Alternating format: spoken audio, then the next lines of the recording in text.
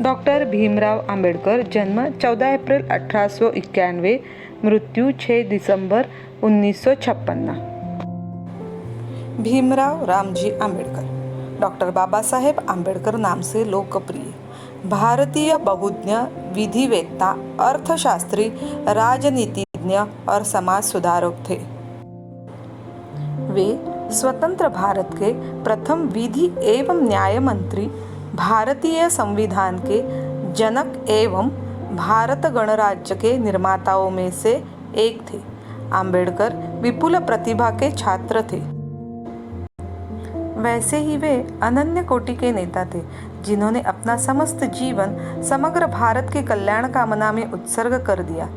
खासकर भारत के 80% दलित सामाजिक व आर्थिक तौर से अभिशप्त थे।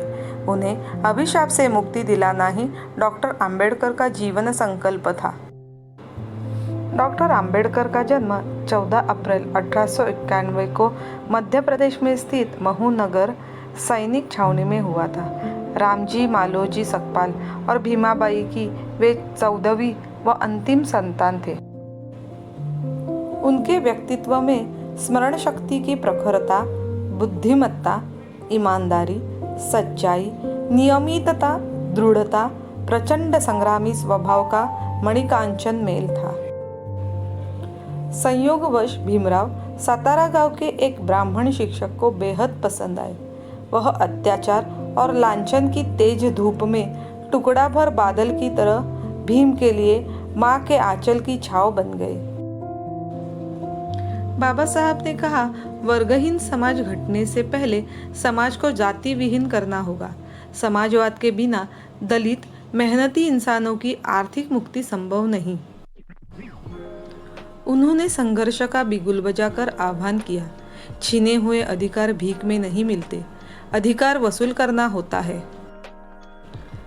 बड़ौदा के महाराजा सयाजीराव गायकवाड़ ने भीमराव आंबेडकर को मेधावी छात्र के नाते छात्रवृत्ति देकर 1913 में विदेश उच्च शिक्षा के लिए भेज दिया। अमेरिका में कोलंबिया विश्वविद्यालय में राजनीति, विज्ञान, समाजशास्त्र, मानव विज्ञान, दर्शन और अर्थनीति का गहन अध्ययन बाबा साहब ने किया। भारतीय संविधान की रचना हेतु डॉक्टर आंबेडकर के अलावा कोई अन्य विशेषज्ञ भारत में नहीं था। अंततः सर्वसम्मति से डॉक्टर आंबेडकर को संविधान सभा की प्रारूप समिति का अध्यक्ष चुना गया। 26 नवंबर 1949 को डॉक्टर आंबेडकर द्वारा रचित संविधान पारित किया गया। डॉक्टर आंबेडकर मधुमेह से पीड़ित थे।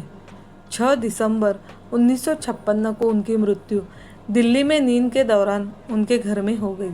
1990 में उन्हें मरणोपरांत भारत के सर्वोच्च नागरिक का सम्मान भारत रत्न से सम्मानित किया गया। योग्यता से जियो। अपने स्वाभिमान को खोकर जीवित रहना अपमानजनक है। जीवन में स्वाभिमान अति आवश्यक है। इसके बगैर मनुष्य शून्य है। सम्मान के साथ योग्यता से जीवित रहने के लिए मनुष्य को तकलीफों से गुजरना पड़ता है। कठोर और निरंतर संघर्ष से ही मनुष्य को शक्ति, विश्वास और मान्यता उपलब्ध हो सकती है। मनुष्य नश्वर है, हर एक ना एक दिन मरना है। लेकिन मनुष्य को आत्मसम्मान की उत्तम आदर्श को प्रफुल्लित करने और मानवीय जीवन को सुशोभित करने हेतु समर्पित करने का संकल्प करना होगा। हम दास नहीं है, हम सैनिक वंश से है।